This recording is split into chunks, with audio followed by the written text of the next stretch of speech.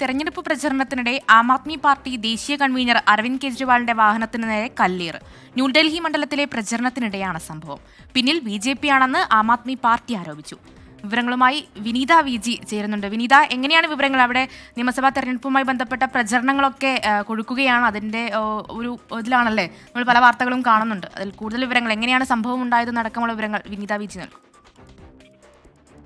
മേഘ്ന, ഈ തെരഞ്ഞെടുപ്പുമായി ബന്ധപ്പെട്ടുകൊണ്ടുള്ള പ്രചരണത്തിനിടെയാണ് ഇങ്ങനെയൊരു സംഭവം ഉണ്ടാകുന്നത്. ഈ ന്യൂഡൽഹി മണ്ഡലത്തിൽ പ്രചരണം കഴിഞ്ഞ് മടങ്ങുന്നതിനിടെയാണ് നമുക്ക് ദൃശ്യങ്ങളിൽ കാണാൻ കഴിയുന്നത് പോലെ അരവിന്ദ് കെജ്രിവാളിന്റെ വാഹനത്തിന് നേരെ ഒരു കല്ലേറുണ്ടാവുന്നത്. അത് ആം ആദ്മി പാർട്ടി ഇതിനോടകം ഉന്നയിക്കുന്ന ഒരു ആരോപണം എന്ന് പറയുന്നത് BJPയുടെ സ്ഥാനാർത്ഥിയായ പർവേഷ് വർമ്മയുടെ അനുയായികളാണ് കെജ്രിവാളിന്റെ വാഹനത്തിന് നേരെ ഇത്തരമൊരു ആക്രമണം നടത്തിയതെന്നാണ് അവർ ഉന്നയിക്കുന്നത്. ഇത്തരം ആക്രമണങ്ങളിലൂടെ ഭയപ്പെടുത്താൻ ആം ആദ്മിയെയോ കെജ്രിവാളിനെയോ കഴിയില്ലെന്നും അവർ ഉന്നയിക്കുന്നുണ്ട്. ഒപ്പം തന്നെ പർവേഷ് വർമ്മയുടെ അനുയായികളാണ് ഈ ആക്രമണത്തിന് പിന്നിൽ BJP ആണെന്നാണ് ആം ആദ്മിയുടെ വാദം. പക്ഷേ അതേസമയം അരവിന്ദ് കെജ്രിവാൾ വാഹനം ഉപയോഗിച്ചുകൊണ്ട് ഈ പ്രവർത്തകരെ ഇടിക്കാൻ ശ്രമിക്കുകയായിരുന്നുവെന്നും ആ വാഹനം ഇടിച്ച് പ്രവർത്തകരിൽ ഒരാളുടെ കാലിന് പരിക്കേറ്റതായും BJPയും ആരോപിക്കുകയാണ്. എന്താണെങ്കിലും തെരഞ്ഞെടുപ്പ് ശക്തമായി